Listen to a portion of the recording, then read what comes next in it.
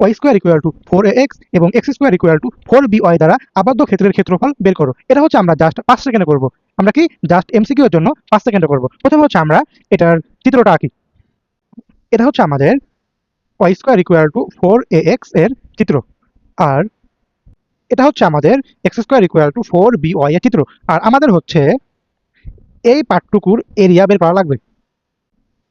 আমাদের হচ্ছে direct formula equal to 16/3 ab। আমাদের হচ্ছে কি Y square equal two 4ax এবং x square equal two 4by দ্বারা আবদ্ধ ক্ষেত্রের ক্ষেত্রফল নির্ণয়ের ডিরেক্ট ফর্মুলা হচ্ছে কি 16/3ab। আমরা এই ফর্মুলা ইউজ করে জাস্ট 5 সেকেন্ডে এটার অ্যান্সার বের করতে পারবো। যদি আমাদের y square equal to 8x আর x square equal to 24y হয়, তাহলে হচ্ছে আমরা এখানে y square equal to 4 into 2 into x, আর এখানে হচ্ছে আমরা x square equal to 4 into 6y বলতে পারবো।